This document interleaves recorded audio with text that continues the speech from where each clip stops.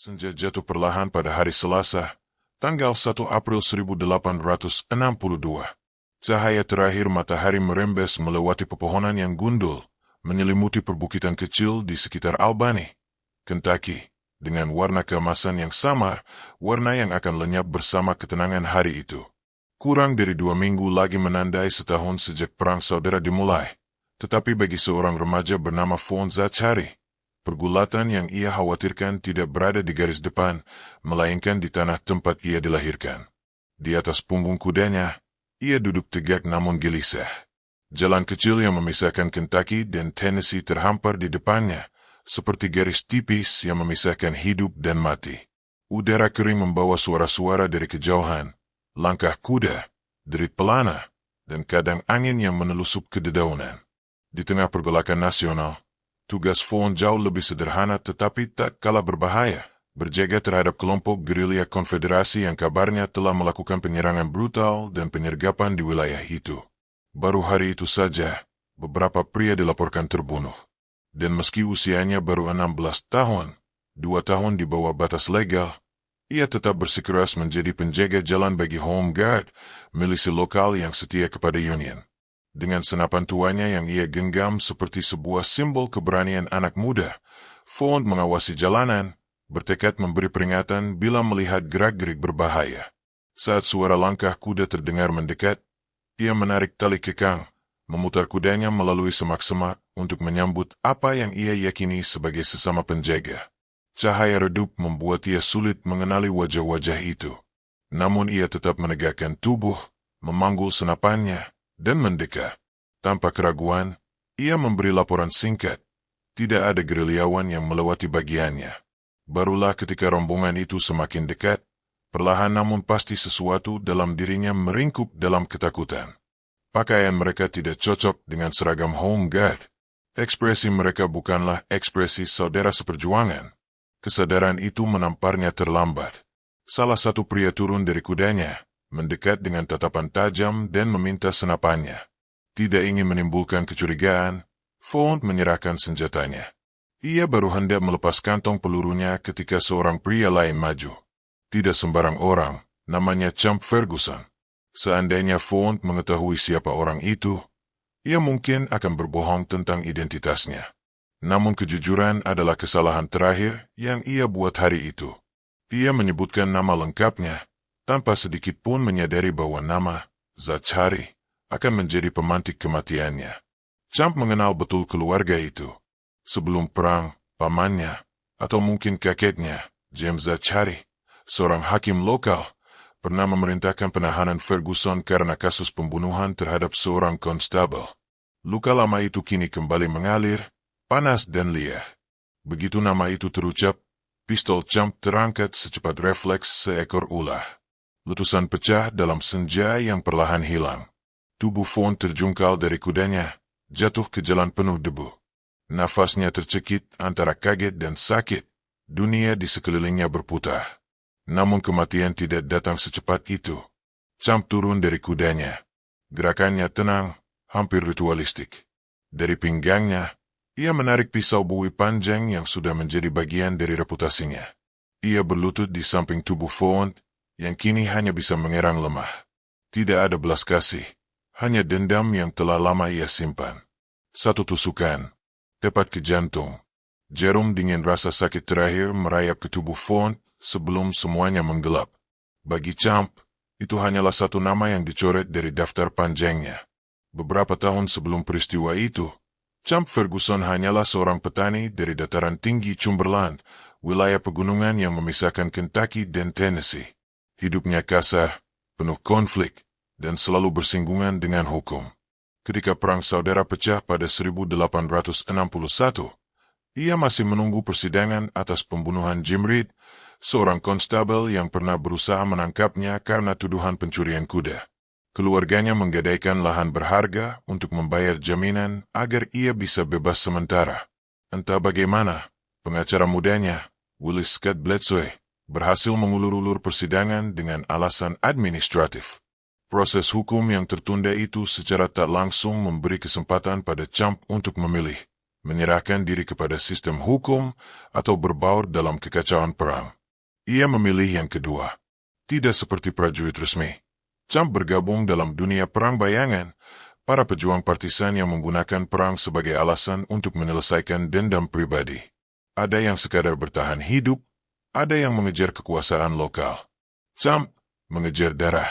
Dalam buku Confederate Outlaw, sejarawan Brian S. M. Cahaya menggambarkan bagaimana Champ mungkin merasa berutang pada Bledsoe atau dimanipulasi agar bergabung demi perlindungan hukum.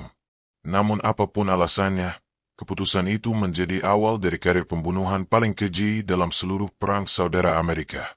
Wilayah itu sendiri memang chaos. Masyarakat Tennessee dan Kentucky hidup dalam ketakutan. Serangan malam, pembakaran rumah, penyergapan di jalan, penculikan, semua menjadi bagian dari rutinitas perang tanpa aturan yang dijalankan oleh gerilyawan. Pada Maret 1862, upaya perdamaian kecil sempat dicoba. Perwakilan Union dan Konfederasi bertemu di Monroe, Tennessee. Di sana hadir beberapa orang yang sangat dikenali Champ, Tinker Dave Beatty, James Zachary, Thomas Wood, dan Elijah Coger. Sebagian besar di antara mereka sudah masuk dalam daftar dendam Champ, namun kehadiran mereka dalam pertemuan itu membuat alasan barunya semakin kuat. Kesepakatan damai gagal total. Kapten gerilya Konfederasi, James S. Henry, menolak mematuhinya. Dalam hitungan hari, wilayah itu kembali dihantam serangan-serangan brutal. Pada tanggal 1 April, tepat hari kematian Von Zachary, Champ dan kelompoknya membunuh 4 pria lainnya. Ia mengaku dalam persidangannya pada 1865 bahwa ia hanya mengikuti perintah untuk menembak siapa saja yang membawa senjata. Namun kesaksian bawahan-bawahannya menggambarkan sesuatu yang jauh lebih gelap. Salah seorang anak buahnya, John Chaps, mengatakan, begitu bocah itu menyebutkan namanya, Ferguson langsung menembaknya.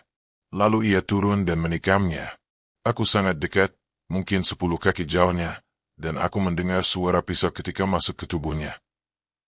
Tubuh Font ditemukan oleh ibu mertua Champ sendiri. Ironisnya, perempuan itu yang kemudian menjaga jenazah sang bocah hingga keluarga Zachary datang. Dan tragisnya, Font hanyalah korban pertama dari 4 anggota keluarga Zachary yang kelak mati di tangan Champ Ferguson. Pada musim semi 1862, nama Champ Ferguson mulai berubah menjadi semacam legenda kejahatan lokal. Bagi mereka yang pro-Union, ia adalah penjegal yang menggunakan pisau seperti simbol kehormatannya sendiri. Rumor bahkan berkembang bahwa ia membedah perut korban dan membiarkan organ mereka tumpah ke tanah, meski tidak ada bukti nyata. Namun fakta-fakta lain sudah cukup mengerikan tanpa perlu dilebih-lebihkan. Catatan resmi mencatat sekitar 120 korban tewas selama peperangan, sebagian besar melalui tangannya. Dan malam itu, setelah darah Font mengering di tanah berdebu, karir panjang dan mengerikan Champ baru saja dimulai.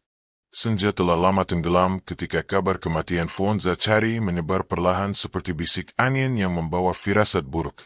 Di rumah-rumah kecil yang tersebar di perbukitan Cumberland, lampu minyak menyala lebih lama dari biasanya. Orang-orang berbicara pelan, seakan suara keras saja bisa mengundang bahaya. Di antara keluarga-keluarga yang setia kepada Union, nama Champ Ferguson mulai berubah dari sekadar rumor menjadi ancaman hidup yang tak kasat mata. Seorang pria yang mengendap seperti bayangan dan memutus nyawa hanya karena nama keluarga atau pilihan politik. Sementara itu, di kabin kayu tempat Champ berkumpul bersama kelompoknya, suasana justru berkebalikan. Api unggun kecil menyala, memantulkan cahaya ke wajah-wajah yang lelah namun puas. Champ duduk bersandar pada batang kayu. Tangannya masih bernoda darah yang belum sempat dia cuci. Bau besi dan tanah bercampur, menempel pada kulit dan pakaiannya. Dia tidak memperlihatkan penyesalan, bahkan tidak menunjukkan kegembiraan. Yang ada hanya ketenangan seperti seorang pria yang merasa telah menata kembali dunia sesuai kehendaknya. John Chaps duduk agak jauh darinya, menatap api tanpa bicara. Dari semua anak buah Champ, dialah yang paling sering terlihat ragu. Namun ragu bukan berarti berani menentang. John tahu benar bahwa di wilayah kacau itu, netralitas adalah ilusi. Setiap orang dipaksa memilih sisi, dan berada di sisi yang salah berarti kematian cepat dan kejam. Meski begitu, bayangan wajah Font, bocah kurus berusia 16 tahun, masih terbayang di benaknya. "Jangan tampak seperti orang mati," kata Champ sambil membenarkan posisinya. Perang belum selesai. John hanya mengangguk. Ia tidak tahu apakah itu peringatan atau ancaman. Kematian Font mengguncang keluarga Zachary. Ketika tubuh sang bocah dibawa pulang di atas kereta sederhana, ditutupi kain tipis yang sudah ternoda darah kering, ratapan ibunya menggema di halaman rumah. Pria-pria dari komunitas Union berdatangan membawa pelita, sebagian dengan wajah muram, sebagian dengan amarah yang membara di balik mata mereka. Dalam satu malam, luka lama antara keluarga Zachary dan Champ Ferguson kembali menganga, jauh lebih dalam dari sebelumnya. Thomas Wood, salah satu tetangga yang paling dekat dengan keluarga tersebut, berdiri di dekat pintu sambil mengepalkan tangan. Ia pernah menghadiri pertemuan damai yang gagal di Monroe beberapa minggu sebelumnya. Di sana ia melihat sendiri bagaimana Champ menatap mereka seperti seekor serigala menilai mangsanya. Dan kini, ketakutan terburuk mereka menjadi kenyataan. "Kita harus membalasnya," kata Thomas pada James Zachary, paman Font yang dikenal tenang. "Jika kita biarkan ini, ia akan datang lagi. Bukan hanya untuk kita, tetapi untuk siapapun yang ia anggap musuh." Namun James menggeleng dengan wajah pucat. "Balas dendam hanya akan mempercepat kematian kita. Kita bukan pemburu seperti dia. Kita lawannya, tapi bukan dengan cara itu." Perkataan itu terdengar bijaksana, tetapi bahkan James tidak percaya sepenuhnya. Ia tahu siapa Champ, tahu sejarahnya, dendam lamanya, kekejaman yang bahkan melampaui moral perang. Bila Champ telah menargetkan keluarga mereka, hanya waktu yang memisahkan antara pembakaran rumah dan pembantaian berikutnya. Di sisi lain wilayah itu, pasukan Union resmi berusaha mengendalikan laporan kekacauan. Namun daerah sepanjang perbatasan Kentucky, Tennessee terlalu luas, terlalu berbukit, dan terlalu dipenuhi jalan setapak kecil yang menjadi jalur sempurna bagi gerilyawan seperti Champ. Kapten Every, salah satu komandan Union yang bertugas memantau wilayah tersebut, mendengar laporan tentang seorang bocah penjaga jalan yang dibunuh dengan cara brutal. "Apa ada saksi?" tanyanya sambil menatap petugas yang membawa notepad usang. "Beberapa, tapi sebagian takut bicara. Mereka bilang Champ Ferguson terlibat." Every mendesah. Nama itu sudah seperti duri yang terus menusuk perutnya. Ia tahu Champ bukan prajurit resmi konfederasi, tetapi sekeras apapun ia berusaha menegakkan hukum perang, pria itu selalu berhasil meloloskan diri. Perang memberikan perlindungan pada monster-monster yang seperti terlahir dari kekacauan itu. "Kirim laporan resmi," kata Every, dan perintahkan patroli tambahan. Namun dalam hati ia tahu, formasi apapun yang ia kirim tidak akan menghentikan seorang pria seperti Champ. Setiap lelaki, termasuk dirinya, telah mendengar kisah mengenai kemampuan Champ menelusuri jejak manusia seperti hewan buruan. Malam berikutnya, Champ dan kelompoknya bergerak menuruni lembah. Bulan hanya tampak sebagai sabit tipis di langit gelap, memberikan penerangan yang cukup untuk bergerak tanpa terlihat jelas. Ada 7 orang dalam rombongan itu, semuanya membawa senjata panjang dan pisau tajam yang diikat di pinggang. "Kita ke rumah siapa dulu?" tanya seorang pria kurus bernama Holbert. Champ tidak langsung menjawab. Ia menatap ke arah timur, ke sebuah bukit kecil tempat beberapa rumah keluarga Union berdiri. Angin malam membawa aroma lembab tanah dan suara serangga. Namun bagi Champ, malam itu hanya menyisakan satu hal. Hutan lama. "Zachary," jawabnya akhirnya. "Namanya sudah terlalu lama ada dalam pikiranku." Ia tidak menyebutkan nama depan mana. Ia tidak peduli. Bagi Champ, keluarga itu adalah satu garis panjang yang layak dihabisi. Rombongan bergerak tanpa suara. Mereka memotong jalan melintasi semat, menghindari jalur utama agar tidak terlihat penjaga Union. Baru ketika mereka mendekati pagar kayu rumah keluarga Zachary, Champ memberi isyarat agar semua berhenti. Dari kejauhan, mereka melihat lampu minyak masih menyala di dalam rumah. Beberapa lelaki tampak duduk di teras, mungkin membicarakan pemakaman Font, mungkin merencanakan langkah berikutnya. Champ menilai mereka satu persatu, menghitung jumlahnya, membaca gestur mereka seperti seorang pemburu menilai posisi rusa di hutan. Namun sebelum ia memberi perintah, suara langkah kuda terdengar dari sisi lain rumah. 2 prajurit Home Guard muncul, berjalan perlahan, membawa lentera. Mereka bukan bagian dari keluarga, tetapi mereka berjaga, menyadari ancaman yang sedang memburu wilayah itu. Holbert menelan ludah. Apa kita lanjut? Cham memandang kegelapan di sekeliling, kemudian menurunkan pistolnya. Tidak malam ini. Mereka tidak sendirian. Suaranya terdengar datar, namun jelas bahwa ia tidak sedang membatalkan rencana, hanya menundanya. Kematian terbaik, katanya lirih, adalah yang tidak terburu-buru. Rombongan itu lalu menghilang ke balik pepohonan, seolah malam itu sendiri menelan mereka. Beberapa hari berlalu tanpa insiden, namun ketegangan tidak mereda. Setiap suara ranting patah terdengar seperti peringatan. Setiap anjing menggonggong membawa firasat buruk. Keluarga Zachary merasa seakan mereka menunggu badai yang tak bisa dihindari.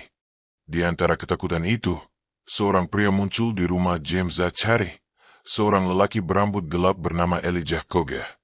Ia adalah salah satu dari mereka yang menghadiri pertemuan Monroe beberapa minggu sebelumnya. Keluarga Zachary mengenalnya sebagai orang Union yang keras kepala namun jujur. Kita tidak bisa hanya duduk dan menunggu, kata Elijah ketika mereka duduk di dapur. Champ tidak akan berhenti. Kalian harus pergi dari sini, setidaknya sampai keadaan mereda. James menggeleng tegas. Ini tanah kami. Ayah saya, kakek saya, mereka semua hidup dan mati di sini. Aku tidak akan lari dari pria pengecut seperti itu. Elijah menatapnya lama, mengetahui bahwa argumen apapun tidak akan mengubah pikiran James. Kalau begitu, tetap waspada, dan jangan pernah sendirian. Sebelum pergi, Elijah melihat ke arah bukit di kejauhan, seakan merasakan bayangan yang mengawasi dari kejauhan. Ia tidak salah. Champ memang mengawasi. Di persembunyiannya di sebuah gubuk tua, Champ mendengarkan laporan anak buahnya tentang pergerakan keluarga Zachary. Ia mendengar siapa saja yang datang, siapa yang berjaga, siapa yang pulang terlambat, dan siapa yang terlihat paling ketakutan. Ketika Holbert menyebut nama Elijah Koga, Champ tersenyum kecil, senyum dingin tanpa kegembiraan. Dia juga ada di Monroe, katanya pelan. Nama itu juga milik daftar saya. Holbert menatapnya dengan ragu. Kita akan memburu dia juga. Champ mengangguk, satu persatu. Lalu ia menatap pisau buinya yang tergeletak di atas meja kayu. Cahaya dari celah dinding mengenai bila logamnya, membuatnya tampak seperti gigi predator yang menunggu daging segar. Perang ini memberi kita izin, katanya, hampir seperti berbisik pada dirinya sendiri. Dan aku akan menggunakannya sebaik mungkin. Namun yang tidak Champ ketahui adalah bahwa korban berikutnya tidak akan semudah Font. Ada orang-orang yang siap melawan. Orang-orang yang mengenal hutan lebih baik daripada gerilyawan manapun. Orang-orang yang kehilangan banyak dan tidak punya apa-apa lagi selain tekad untuk bertahan hidup. Dan di antara mereka, Tinker Dev Beatty, saingan lamanya, musuh bebuyutan yang mengenal setiap langkah dan kebiasaan Champ, sedang bergerak di jalur lain, mendengarkan desas-desus yang mulai mengungkapkan jejak-jejak pertama dari pembantaian yang baru saja dimulai. Perburuan itu, pada akhirnya akan saling mendekat. Dan malam-malam ke depan tidak akan lagi dihiasi ketakutan sepihak, melainkan amarah yang memantulkan nyala api balas dendam.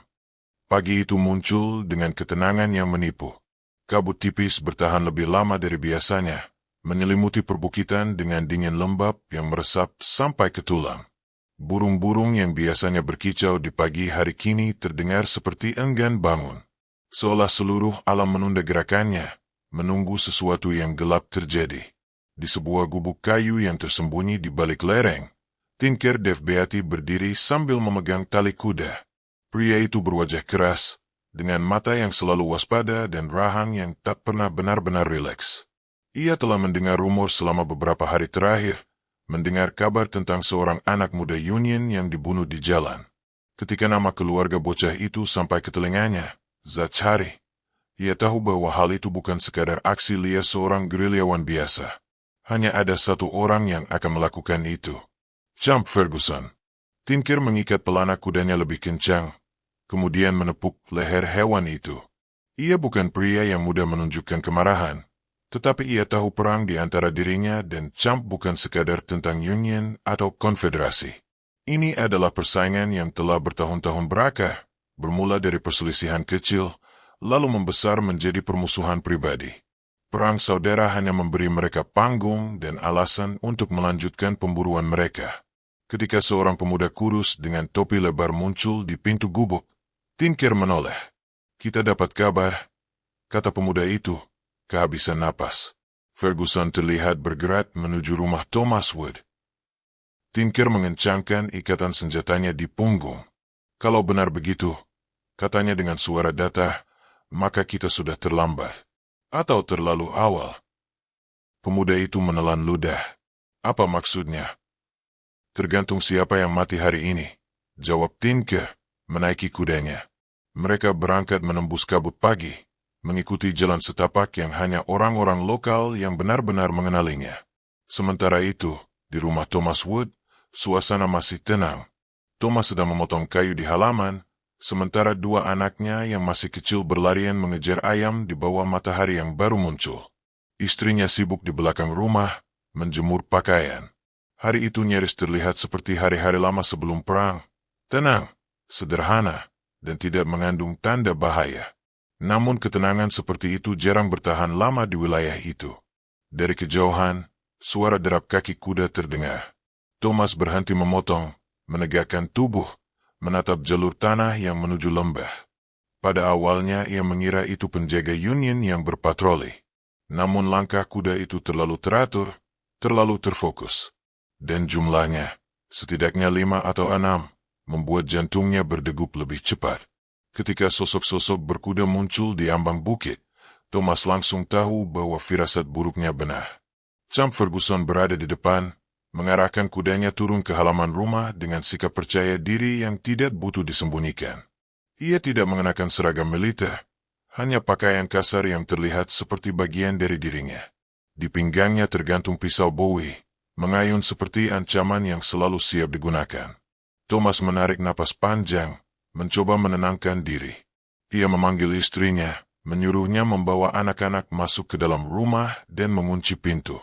Ketika Champ berhenti beberapa meter darinya, Thomas menatapnya dengan campuran ketakutan dan keberanian. "Apa maumu di sini?" tanya Thomas. Champ menundukkan kepala sedikit, seolah memberi salam palsu. "Hanya singgah. Jalanan di sekitar sini berbahaya." Thomas mengepalkan tangan. "Kau tidak diterima di tanah ini." Champ tersenyum tipis. "Tanah ini tidak memilih pihak.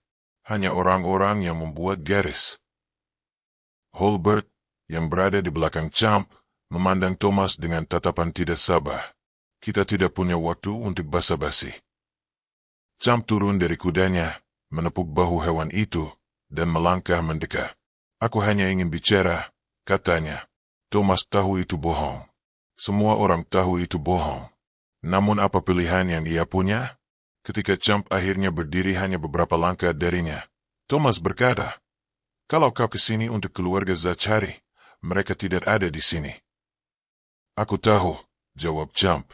"Tapi kau pernah duduk bersama mereka di Monroe. Kau salah satu dari mereka yang mencoba mengatur perdamaian palsu itu." Thomas merasa darahnya mendidih. Itu bukan perdamaian palsu. Itu harapan terakhir kita agar orang-orang seperti kau berhenti membunuh sesuka hati. Champ mengangkat bahu, dan lihat bagaimana hasilnya. Tanpa peringatan lebih lama, Champ menarik pistolnya. Thomas sempat meraih kapaknya, tetapi Champ lebih cepat. Tembakan memecah pagi yang tenang. Thomas terhuyung, jatuh ke tanah dengan darah mengalir dari dadanya. Istrinya berteriak dari dalam rumah, sementara anak-anak menangis, memanggil ayah mereka. Champ mendekat, menatap tubuh Thomas yang masih bergerak lemah. "Ini bukan tentang kau," katanya tenang. "Ini perang. Dan perang tidak ramah pada orang yang salah tempat, salah waktu." Ia kemudian berbalik ke anak buahnya. "Bakar lumbungnya." Holbert dan 2 orang lainnya berlari ke bangunan lumbung, menyiramkan minyak dan menyalakan api. Api dengan cepat menjalar, memakan kayu kering dan jerami, menghasilkan suara gemeretak yang memecah keheningan. Champ tidak melihat ke arah rumah. Dia tahu keluarga itu menangis, bersembunyi, memohon kepada Tuhan. Namun ia tidak peduli.